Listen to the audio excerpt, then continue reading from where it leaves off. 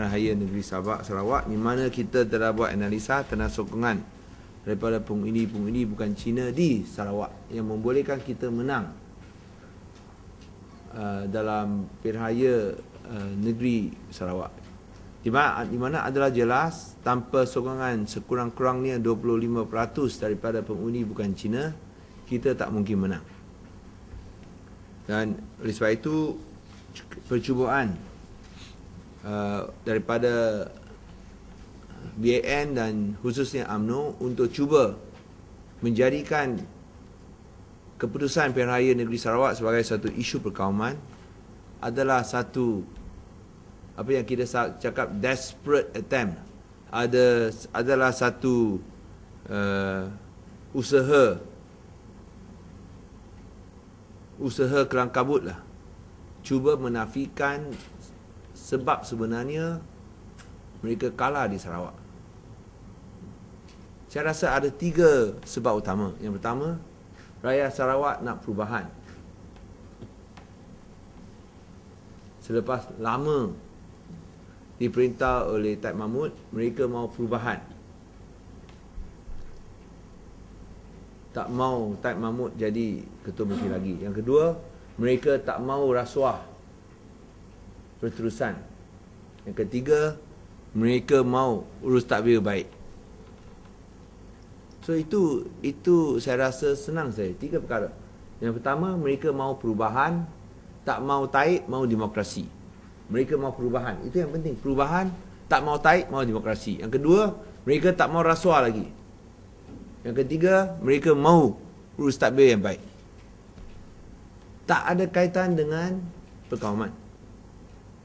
Dan ini jelas dibuktikan dalam Pilihan Raya Sarawak, di mana bukan sahaja DAP tapi juga PKR dan Pakatan Rakyat mendapat keputusan yang amat menggalakkan. Selain daripada menambahkan jumlah kerusi sekali ganda kepada 16, kita telah kurangkan undi popular Barisan Nasional sebanyak 8%, daripada 63% kepada 55%. Dan dalam mana-mana pilihan raya, kalau ada peralihan undi sebanyak 8%, kerajaan akan tumbang. Tetapi di Sarawak lain cerita. Sungguhpun dia dapat 55% undi, tapi dia menangi 77% kerusi. Mengapa? Kerana itu persempadanan kawasan pilihan raya yang tidak adil. So ini pun dah memang berlaku dekat Semenanjung Malaysia, diulangi di Sarawak. Sungguhpun hanya dapat 55% punya undi popular, tetapi menang 77% daripada kerusi. Jelas, Any questions what I said just now? Apa yang saya kena ulangi? Okey. Sekarang kita pergi dari segi statistik. Ini adalah analisa yang kita buat, yang saya nak umumkan hari ini. Yang penting, perkara pokoknya, tanpa kemenangan tanpa sokongan daripada pengundi bukan Cina, kita tidak boleh dapat menang 12 kerusi. Dan secara puratanya, sokongan daripada pengundi bukan Cina adalah 32%. Ini adalah ulasan yang kita dapat secara purata. Daripada kawasan-kawasan di mana ada lebih 20% pengundi bukan Cina, kita dapat sokongan 1/3. Tentu ini belum cukup lagi. Kita nak berusaha tambah. So jangan berikan gambaran kita hanya bergantung kepada pengundi Cina. Tanpa pengundi bukan Cina tak boleh menang 12 kerusi. Kita boleh menang 12 kerusi kerana sokongan daripada pengundi bukan Cina. Dan yang penting juga, kalau ada perbezaan bukan berdasarkan kaum, perbezaan berdasarkan lokasi. That if there's any divide, it is not the racial divide, it's not the demographical divide, it is a geographical divide. It is not the demographical divide, it is not the racial divide, It's a geographical, urban, rural divide.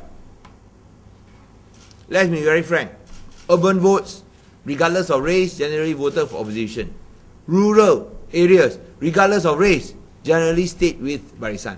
Even in Bawang Asam, Wang Sungko's constituency, because they were rural Chinese, the rural Chinese voted for Barisan. Or else you think he'll win? He'll win by 2,000 votes? No. He'll have a very slim victory at best, but won by 2,000. Because the rural Chinese generally stayed with him. Dan ada yang paling tinggi ialah dekat Kidorong. Kawasan Chu Ching Seng, Kidorong. Kita dapat sokongan daripada 63% daripada pengundi bukan Cina. 63% support. Majoriti dia 7,000.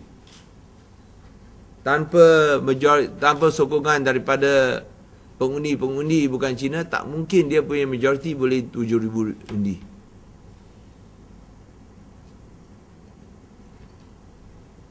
So saya nak nyatakan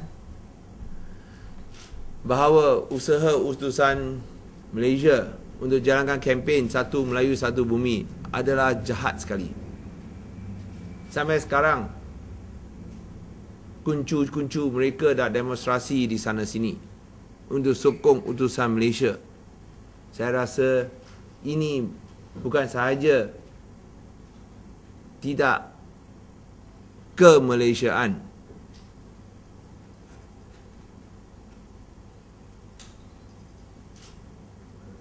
tetapi juga berlawanan dengan apa yang disebut oleh Perdana Menteri Satu Malaysia.